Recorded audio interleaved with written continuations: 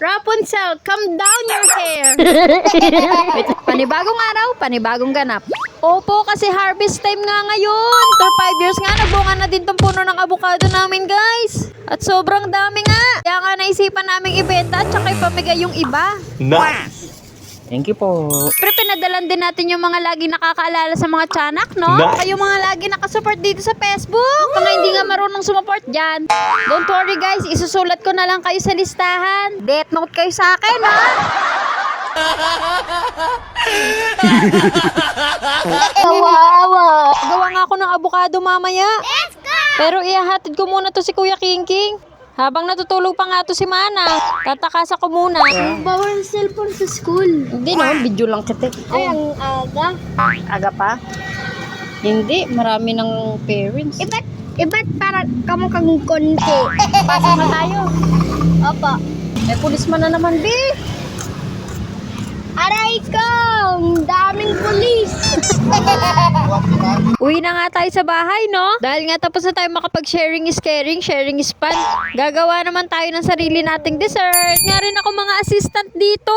What? Mga taga-tikim pala. Natalis ka pa nga ng gatas sa mata. Aray mo.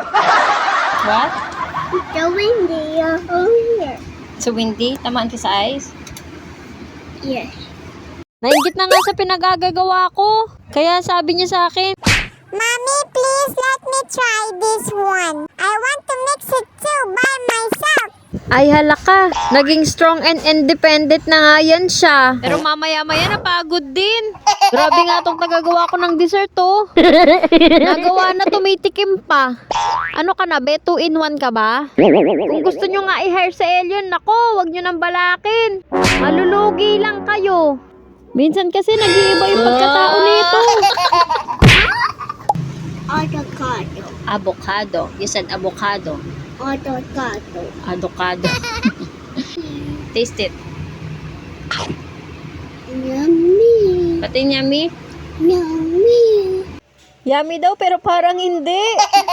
Yummy. Dumating na nga yung hapon, nakauwi na rin si Kuya Kingking. Sabi ko nga sa kanya, samahan niya ako doon sa may Pure Mart. Para may kahalong ice cream yung avocado namin. Wow. Mas masarap kasi ito pag may avocado ice cream din. So nice. Yummy? Yes. I want more. You want more? O paano, yun lang muna, no? Salamat sa oras ng panonood. Hanggang sa muli nating pagkikita. Paalam! Sa sunod nating pagkikita, paalam! Anyway, yun lang. Stay solid. Bye-bye!